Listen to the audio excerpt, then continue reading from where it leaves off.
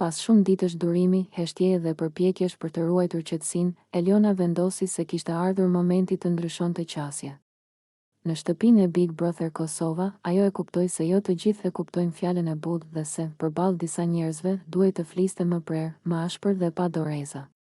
E lodhur nga keqinterpretimet dhe nga fakti që mendimet e saj shpesh anashkaloheshin, Eliona zgjodhi të mos tërhiqej më.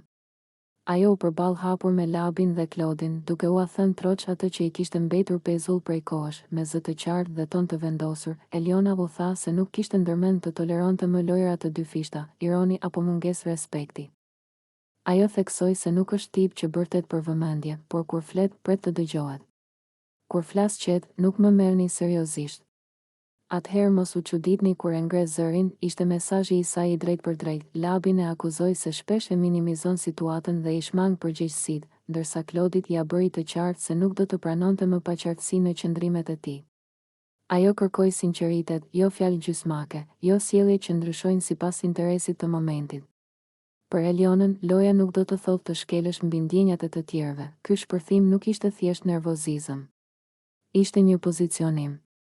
Një Elion më e fortë, më e vetëdijshme për vlerën e saj dhe e vendosur të mos lejoj më askën ta nënvlerësoj. Banorët e tjerë e kuptuan se ajo nuk po fliste për të krijuar dramë, por për të vendosur kufi. Në atë moment, Eliona tregoi se Big Brother Kosova nuk është vetëm për ata që bëjnë zhurmë, por edhe për ata që dinë kur të flasin fort. Ajo u ngrit nga ajo bisedë me kokën lart, duke lënë pas një heshtje që fliste shumë, sepse ndonjëherë, për të kuptuar, nuk mjafton të jesh i drejtë, duhet të jesh edhe i ashpër kur është e nevojshme. Dhe Eliona e bëri të qartë, nga ky moment, ajo nuk do të flasë më që të pëlqejet, por që të respektohet.